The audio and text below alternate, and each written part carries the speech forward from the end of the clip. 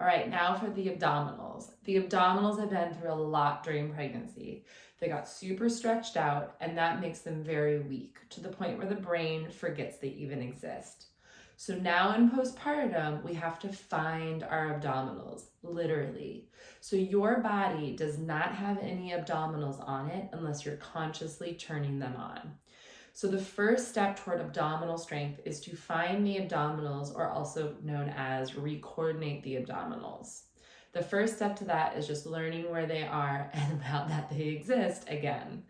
The easiest way to do this is lying down on your back with your knees bent and your feet flat. And we use our hands for feedback on the muscle in order to give us feedback of whether we're doing it right. Now, I'm going to say that at first you're going to feel like you just can't do it. Like your body won't listen to you. You just can't find anything. There's no tension there. And that's a really normal spot to start. This is the equivalent of learning a new instrument. So if I was to hand you a new instrument and say, here's some chords, here's a song, go play Mozart, you would go, I don't know how to do this. But if you practiced, then eventually your brain would become coordinated to it, you'd learn the skill, and you can do it. And the same thing applies with abdominals. You just have to stick with it.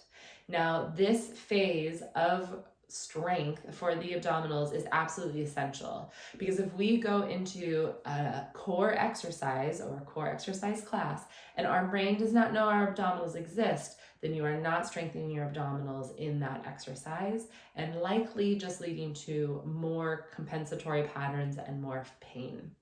So the muscle that we're trying to find is the transverse abdominis. It wraps around our abdomen like a corset. So it kind of comes all the way around from the back across to the front, inserts into the center. And it doesn't move the spine, which is why we really like it. It's our number one spinal stabilizer. It doesn't move the spine. This also means that as we go to find it, we can't be moving our spine. So if you go into a crunch or you go to tuck your butt under and flatten your back, that means that you're not using or not finding your transverse abdominis, you're using something else. So we want to maintain a completely still spine that's a little bit of a curve in the lower back as we find the transverse abdominis. Now, I like to break it up into two different sections, the lower abdomen and then the upper abdomen. And then we'll put the two together and we'll talk about how to re-coordinate this muscle in function. So again, easiest position to find this in is laying on your back with your knees bent and your feet flat. You can put a pillow under your head as well. Sometimes that helps. So take your hands and go to just the inside of those two front hip bones. Apply a bit of pressure because this muscle is a deep muscle. Now take your big deep breath in, sides and down. And then now on your exhale is when the muscles are supposed to naturally contract, both the pelvic floor and the abdominals. So on our inhale, we're focusing on pelvic floor relaxation. And on our exhale, we're focusing on finding those abdominals. So on that exhale, you're going to exhale all the air you got and keep exhaling. Like exaggerate that exhale as if you're blowing out 1 billion candles. So it'd be deep breath in, sides and down, and then exhale. Even when you think you don't have more, keep exhaling. And what you're going to feel underneath your hands is that your stomach goes away from your hands. So your belly button goes up and toward your spine. And what we're looking to feel for is some muscle tension, some hardness under our hands as it pulls away from our hands. Now, if you were to think about, just contract your lower abdominals, what's likely is that you're going to push out to generate that tension. When we want the opposite, we want a drawing in, belly button to spine, no spinal movement. Now, the reason you push out is because you've depended on intra-abdominal pressure during pregnancy to stabilize your spine. So your strategy now is to push out. However, we're trying to let those abdominals heal, let the prolapse heal. We want no pressure. We want to control the pressure through muscle activity, which is why finding the abdominals on this exhale in this drawing in kind of way, this corset kind of way that reduces pressure is absolutely essential. So lower transverse abdominis, you take your inhale, sides and down, and then on your exhale, belly button to spine, tension underneath your fingers, and that your stomach is going away from your hands. That's the goal. Now, it's totally normal to, again, feel like you're telling your body to do something and it's not very good at doing it. That's okay. As long as you intellectually understand what you're asking your body to do, just keep asking it, keep practicing, it will come. Also really normal for you to be like, I don't feel much tension down there. There's not a lot going on. Totally normal. Keep practicing, keep finding them. That tension will continue to build. Okay, so that's the lower abdominals. They tend to be the weakest because they were the most stretched out during pregnancy. Now, as for the upper abdominals or transverse abdominis narrows the rib cage. Now, we've talked about how that rib cage tends to be flared and opened in postpartum because of pregnancy.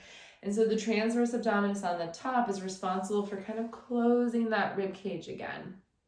So if you take your hands on either side of your rib cage, or you can kind of find those 2 points at the lower front part of your rib cage, you're trying to narrow these two. Now, we're not doing a crunch, but we're trying to more close the rib cage. So if you were to imagine 2 points on either side, you're trying to narrow those 2 points. So take your inhale, sides and down, and then exhale, narrow that rib cage, close the umbrella.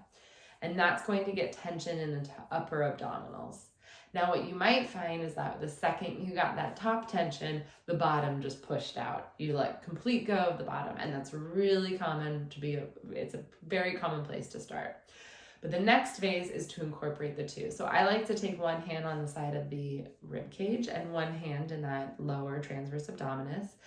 Go ahead and take your inhale.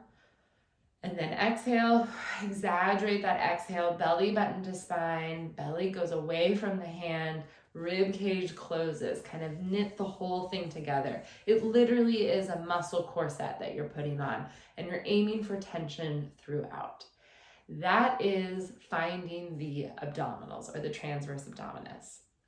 Now, again, once a day at least, lie down, find it laying down where you have the most success. But then I also want you to try to bring abdominals into your day-to-day function, because that's really where we need it. And like I said, your body does not have abdominals unless you are turning them on. So what this might look like is anytime you know you need abdominals, that's getting out of bed, getting out of a chair, bending over, picking up a kid, everything, all of it. We need abdominals for all of those. We need spinal stability for all of that. So for any of those activities that you know you need abdominals for, you're going to exhale, belly button to spine, close the rib cage, and then do your movement. So that might be exhale, get up out of the chair. Exhale, pick up baby. And that's just going to guarantee that there's a little bit of abdominals on your system. Now, at first, I don't expect that to be a lot of abdominals because you're just learning where they are. So I don't expect you to be really great at doing it, but even a little bit of abdominals can go a long way, and it's way better than having no abdominals on your system. Now, this is tedious. We need literally telling the body how it's supposed to work again, and it needs that constant reminder early on to pick it up again naturally. So just commit to it, another full-time job of yours, but the cool part is you can do this all throughout your day. You do not need any childcare to do a workout. This stuff you can do all day, every single day, and it's all about rebuilding that foundation. Only then, once we have that rebuilt foundation, can we put effective strength training on top.